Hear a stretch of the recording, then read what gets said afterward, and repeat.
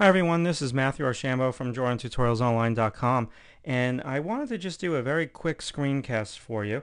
And basically what I want to do is just show you some advanced form. Now this is a portrait that I just finished for the members, and it was, I don't know, maybe like a 2.5 hour drawing.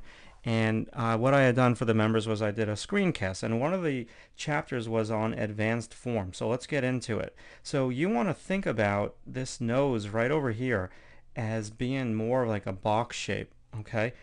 Bridge of the nose, definitely more of like a box shape. And then when we come over to the ball of the nose, or the tip of the nose, you totally want to think of this tip of the nose more like a ball. So basically, if I was going to do a little underplane, I meant to say, my underplane would look something like that. Now, this is what I'm really thinking about as I'm drawing, but I'm not going to draw these surface planes like this, but I'm going to think this way. So when I shade, I know what I'm shading. So when I'm shading the nose, it's definitely, the tip of the nose is more sphere-like.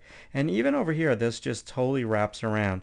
Now, this is definitely more front light, so you're not really seeing major shadow, but basically what you would normally get in a portrait type situation is the underplane of the nose would usually be in shadow. Okay, now another cool part of this, and this front plane of the nose was catching some shadow as well, and that side of the ball was. Now the other cool thing is this eye.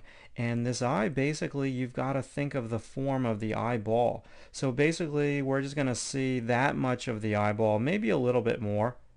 So here's our lashes, okay, and here's the iris.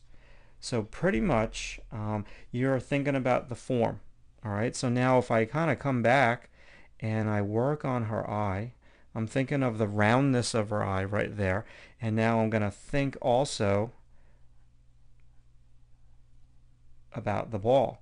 So this would be my underplane of the ball, catching shadow, like on our sample little eyeball to the left there, and then my top plane is catching light. This part right over here is totally catching light. So usually these lashes just cast like a really cool shadow on most of that. So now another great like little form shape is right over here, and this would be the infamous peanut shape. Okay, and so now you're thinking about when you do your shading lines, you wrap around, wrap around, wrap around. And that is a very cool like little thing to do as well. So the reason why on this screencast, or I'm kind of mimicking the screencast that I did for all the members, I'm just kind of showing them how I'm thinking in terms of the form, and the form is crucial because that dictates how I'm going to shade, and my pencil lines go with the form. So pretty much like right over here, this is a skinny like little front plane, and there was a little slight shadow over there. So I would be shading down with my light pencil lines. Same thing, we've got a front plane right underneath the nose. And even over here, her forehead just slowly wraps around, slowly wraps around. So I'm thinking about, I'm not going to shade horizontal like this, but I'm just kind of showing you how I'm thinking that way. If I wanted to think of myself as a tattoo artist, how I would wrap around the form, coming all the way down. Let's say I was going to tattoo a line on this model's face. Pretty much it would wrap this way.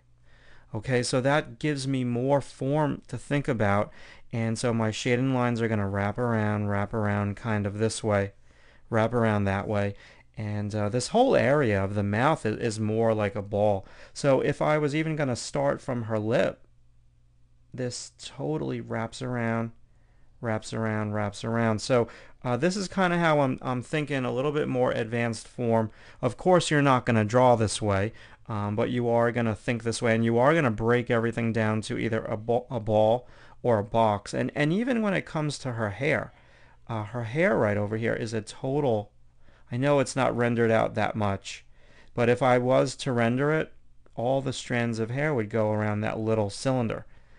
And then we've got a bigger cylinder right over here. And that big cylinder sits on the big form of her head. So if I was going to like draw some of this hair, I'd kind of do it in that fashion. So form is very, very important, and the way that you render your subtle pencil lines to go with the form is just going to give your drawings that much more dimension. Now, we're at, I believe, 489 members at Drawing Tutorials Online, and I'm really pushing to get to 500. Whoever is the 500th member of Drawing Tutorials Online gets 2 free years membership to the site, and that's like $200 value actually. So we're about 10 away from that, and today is I'm posting this on YouTube late Thursday, but I'm gonna send out my email blast on Friday. So if you get this on Friday or you get this video on Thursday night, definitely consider signing up, because there's a lot that's at Drawing Tutorials Online, and you'd really be very happy if you got a 2-year free membership. All right, thanks for watching.